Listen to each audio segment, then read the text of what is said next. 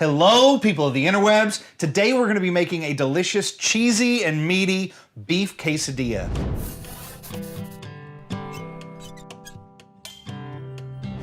My name's Chef Cash White, and I'm here today because God delivered me from my circumstances and put me in a place where I can share my love of food with you. Guys, today's going to be a very special day. We have a friend with us. She's going to share a bit of her testimony, and she's going to help us cook some quesadillas. It's Miss Slim. How you doing today? I'm great. Good. Nice to be here. Well, welcome to Chef Cash White. We were talking a little bit beforehand, and you were telling me about growing up in Vermont. You would share with us a little bit about what that was like. I lived off the grid. Came from a family of 7. Oh, wow. We had wood as our primary heat. We had a well. Mm-hmm. My father was a naturalist, very Christian-based. Okay. But not in a church setting. How did that like we read that my father read the Bible, and we lived by the Word of God. He was like the minister. He was the spiritual head of your household. Yes. Let's cook and talk at the same time. Okay. I can try to multitask as much as possible. Let's start off with our quesadillas. So we're gonna start off with half a white onion, 1 jalapeno diced, half of a red bell pepper diced, 2 cloves of garlic. And what I'm gonna do is I'm gonna saute these in just a little bit of vegetable oil until this becomes translucent, and then we're gonna add our beef. Okay. While I'm doing this, you had mentioned you had 9 years sober. Is that correct? Mm-hmm. Why don't you tell me the steps you took to get to that point? Well, prior to getting sober, I was married for almost 20 years. I lived in a beautiful home. My husband made $300K a year. The problem was is that I really struggled with being able to hold a job, and I became very miserable, and I would drink at home while everybody was gone. It's how it started. And I had a beautiful 5-bedroom home on 5 acres of land. I had a good life, but I was so unhappy. I went from having that to actually living on the streets. Oh, wow. And I was out there almost 5 years. It was just horrible. It was horrible. I can imagine. I would walk through neighborhoods and I would see lights on in the homes. I knew that's what I wanted. I wanted what they had, but I was out here on the streets, and They were in there. And I would constantly cry out to God, because I wanted that. I just didn't know how to get back there. Right. So what was the breaking point? What was the point? Where did you turn that corner? Well, I was in a horrific accident in 2010, March 21st of 2010. I had been drinking and drugging till about 4:30 in the morning. I stole this guy's truck, to go to Dallas. A tire popped and I rolled from one end of the highway to the other end of the highway, and I was flight for life to Methodist Hospital. I don't remember any of it. I suffered from a minor head injury.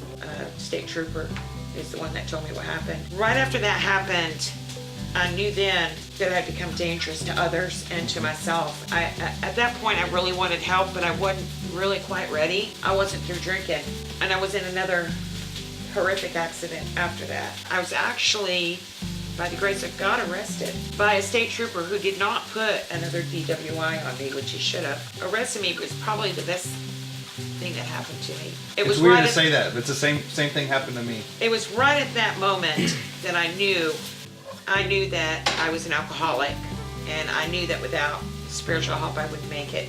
I knew it.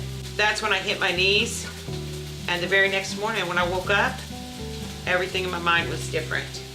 My thoughts were different. My desires were different.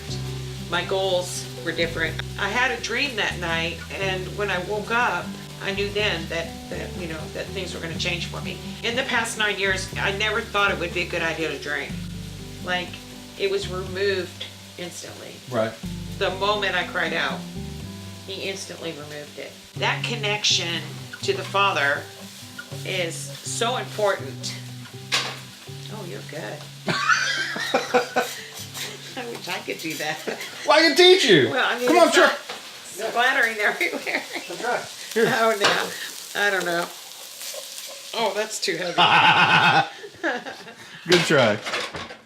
One of the things I know as far as my walk with Christ and my recovery goes, a lot of people will make it up to be peachy keen all the time. Like No.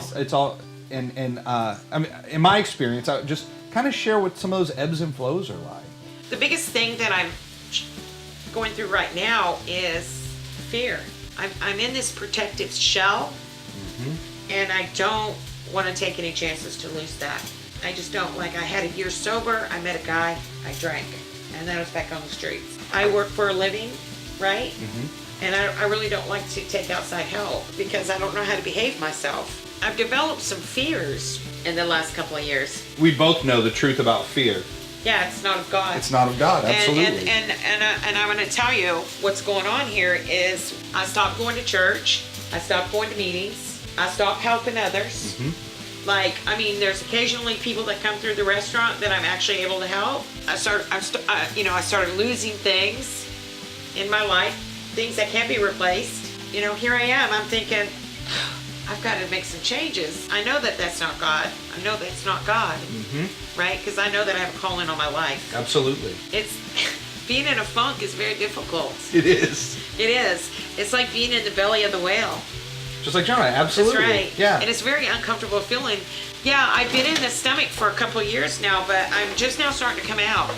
That's good. And I'm just doing little baby steps. So what sort of baby steps have you taken? I started making my bed. I read a book, and I cannot remember the title of it, and I cannot remember the author, but it's about making your bed, and it's about starting your day off with an intentional purpose. It's starting off by setting a goal and accomplishing it, and it starts you on the right foot. Right. So I started making my bed, and I know that that's not really huge, but it's that little tiny action step. And then directly after I make the bed, I started reading the Bible. I'm back in the Word, and that's where I'm at. That's good. Yeah. I mean, what a great way to start your day off. To start off intentionally, getting your day started on the right foot, and spending a little one-on-one time with God. Yeah. You know, it's amazing. I do the same thing in the morning. I get up, I make my bed, I have a quiet time of prayer, spend a little time in the Word, and then kick my day off. If I miss that routine, it tends to start my day off on the wrong foot. All right, I'm gonna season this stuff up real quick. Awesome. So I got a whole bunch of different seasonings here. We got all kinds of good stuff. We're gonna start with 1 tablespoon of salt.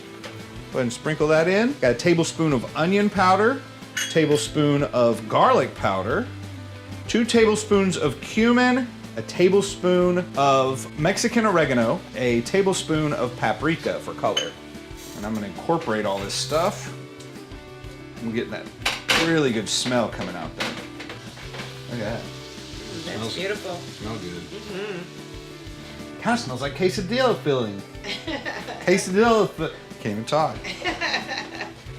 Hey Slim, tell me a little bit. You had talked about you had some ministry opportunities. Before I stopped going to meetings in church and stuff like that, I was invited to speak. I would speak for the youth. Oh, fantastic. Because I speak the language of the heart. Like, you have to speak thug. Yeah. To be able to. It's true. I speak thug. And and kids are the best at sniffing out a fraud too. Yeah, they just would run to me and gravitate towards me. They want my phone number. Some of the kids called at 3 in the morning. Right. Yeah, because I scoop and roll. I roll and scoop.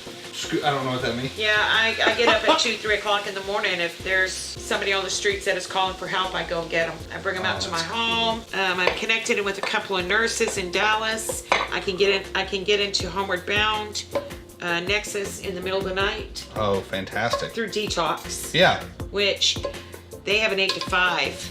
You have to know people to be able to do that. There's many different organizations though that'll take them in the middle of the night. It's got to be nice to be plugged in. It helps, doesn't it? Well, I'm not as connected in as I want to be. I still know the people, and I'm well known in the recovery world. Yeah. Let me ask you this. Okay, so say we have somebody who's watching us right now. Hey, hi everybody. That's struggling with something like this. What's a good resource? Where's a good place where they can reach out for a little bit of help that you could think of? For females, it would be the Magdalene House in Dallas. Okay. It's a house that takes women. Oh, fantastic. Yeah, it's free of charge, and it's fully self-supported by women in recovery. Oh, wow. It's an amazing place. For men, it would be Homeward Bound or Pine Street. Okay. Billy Gregory. Billy Gregory's good. Okay. Heard it here first, guys. Y'all look it up. If y'all need some help, contact me. Use this, whatever, we'll get you plugged in, okay? Absolutely. Absolutely. All right, let's make some quesadillas. All right, so we're gonna get us a non-stick pan and we're gonna put it over low heat. Now, the secret is this. A lot of people are gonna try to make their quesadillas by putting some oil in the bottom of there, but if you don't use any oil, if you just put it in on a non-stick pan with no oil or butter, it'll get nice and crispy on the outside. You get that crust. I'm one of the ones that put oil in the pan. See? And that's totally fine. There's nothing wrong with it. Here's the way I do mine. I just take a tortilla, get about a half cup of Monterey Jack, spread it on the bottom like that. I'm gonna take some of the ground beef mixture that we made. I'm gonna put it on there like that. So here we go. I got some corn and some black beans. So we have our beef mixture. We're gonna put some sweet corn and then some black beans. I'm gonna sprinkle a little fresh cilantro on there. All right, and then a little more cheese. That's it. I'm gonna take it, fold it in half, and press it down. All right, so we have it over the low heat. I'm gonna take it, pick it up carefully, and just lay it down. We're gonna cook it for about 4 minutes on this side before we flip it. Yeah, you must work in the food industry. You know exactly what to do. We're gonna take a little bit of this. A little bit of this, that's the correct amount of the correct ingredient. And a little bit of this. Exactly. Just a little, guys. Don't want to make it too thick. Gonna take a little corn, little black beans for the crunch, cilantro. Cilantro. Who doesn't love that? She's gonna take over the show.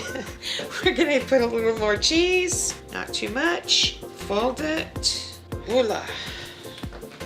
There it is, y'all. That is fantastic. Thank you. You are a quesadilla queen. Now we get to the fun part. Okay. Once we finish cooking this guy, we get to eat it. Okay. So the pan's really hot, and the quesadilla is gooey, ooey gooey yummy. We really should have put more cheese in that one, because now I understand. We can always put more cheese in it. So I got my knife over here. Let's cut this bad boy open. Oh my goodness, look at that, guys. Perfect. That look good. Mm-hmm. It's gooey.